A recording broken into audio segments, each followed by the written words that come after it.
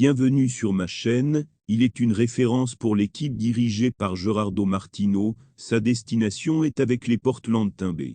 Le marché des transferts de l'Inter Miami ne se limite pas aux signatures. Avant de continuer, prends le temps de souscrire et appuyer sur la touche de notification pour les futures vidéos après avoir annoncé officiellement l'arrivée de Luis Suarez et marqué ses rencontres avec Lionel Messi, Sergio Busquets et Jordi Alba. La société américaine a confirmé à la dernière minute le départ de Kamal Miller. Le week-end est terminé et la franchise Florida State voit arriver des joueurs remplaçants. Le défenseur central a joué un rôle clé lorsque les Eurons ont remporté la Coupe de la Ligue pour la première fois de leur histoire la saison dernière. Son avenir réside chez les Portland Timbers aux côtés de Sebastián Blanco, Florent Monzon et de l'Argentin Claudio Bravo. Le transfert a été effectué grâce au paiement initial de $625 000 américains, avec $150 000 américains supplémentaires à gagner en fonction de la réalisation des objectifs du jeu. L'une des principales raisons pour lesquelles il a quitté l'équipe était de libérer une position de rookie dans l'équipe.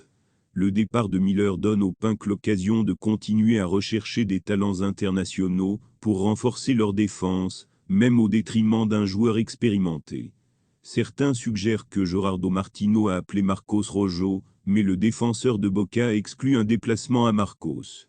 Les Garza débuteront le 16e tour de la Coupe CONCACAF contre le vainqueur du premier tour entre Nashville et Moca de la République dominicaine. Cela sera décidé par tirage au sort.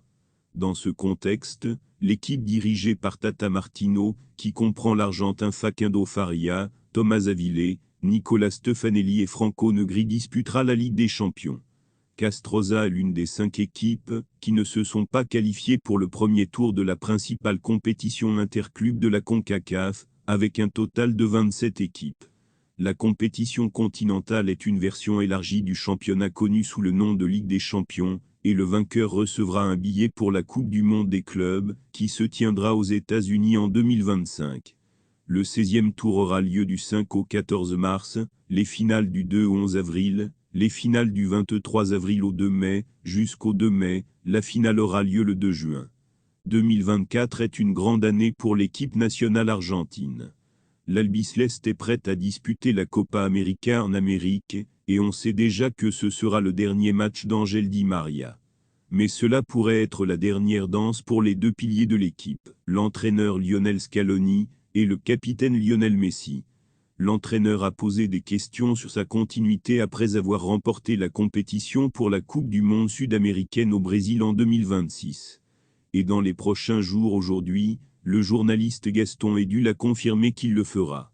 Il mène la compétition nationale, mais estime que le résultat déterminera son avenir, mais aussi celui de Messi. L'octuple Ballon d'Or n'est pas sûr de continuer avec l'Argentine jusqu'à la prochaine Coupe du Monde. Cependant, la Pulga a déclaré qu'un bon résultat lors de la récente Copa América est la promotion nécessaire pour se qualifier pour la Coupe du Monde 2026. Mario Camp soutient le départ de Messi et Scaloni. En tout cas, le champion du monde argentin s'est exprimé sur le projet et ne s'est pas opposé au limogeage de Messi et Scaloni. Mario Alberto Camp, le célèbre albiceleste vainqueur de la Coupe du Monde en 1978, ne s'oppose pas au départ de Messi et Scaloni de l'équipe nationale argentine. Merci d'avoir regardé cette vidéo, et je vous prie de laisser vos commentaires.